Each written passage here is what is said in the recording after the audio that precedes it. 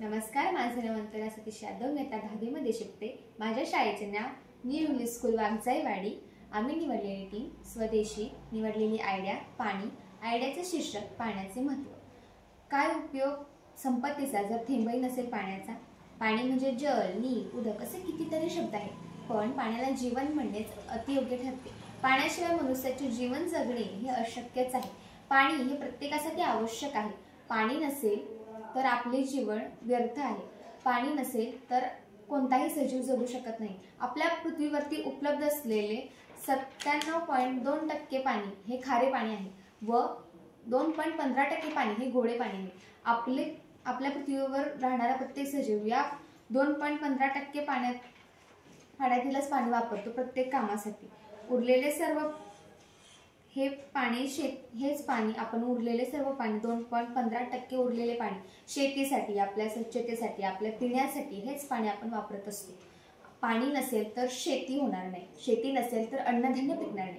हा आपल्याला जो दिसतोय तो हिरवागार निसर्गही राहणार नाही. पाणी नसेल तर चैतन्यही राहणार नाही. पाणी हे आपल्या जीवनामध्ये अत्यावश्यक आहे.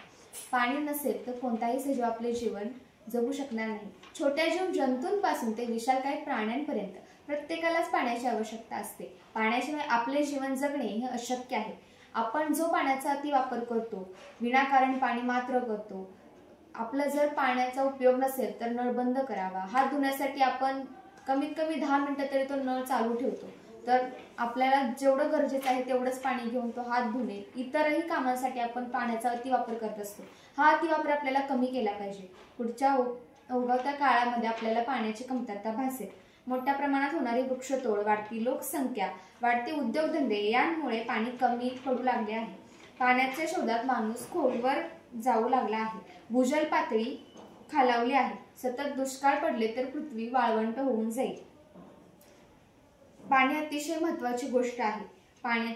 पाण्याची मोठ्या प्रमाणात आवश्यकता असते. आपले जीवन पाण्याविना व्यर्थ आहे. आपण पाण्याचा जपून वापर केला पाहिजे. निसर्गाने दिलेली ही एक मोठी ठेव आहे आपल्याला, ती आपण जपली पाहिजे. त्याचा जपूनच वापर केला पाहिजे. पाणी हा नैसर्गिक स्रोत आहे, ते जपणं ही काळाची गरज आहे. हे आपल्याला लक्षात घेऊनच पाण्याचा वापर केला पाहिजे.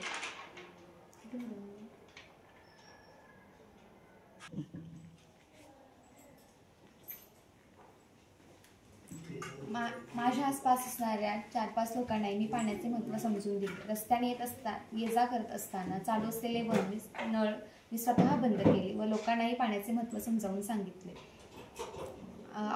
माझ्या आसपास असणाऱ्या भोवताली असणाऱ्या परिसरात पाण्याचे महत्त्व मी समजून दिलेले आहे.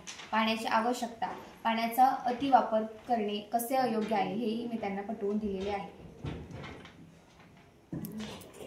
धन्यवाद.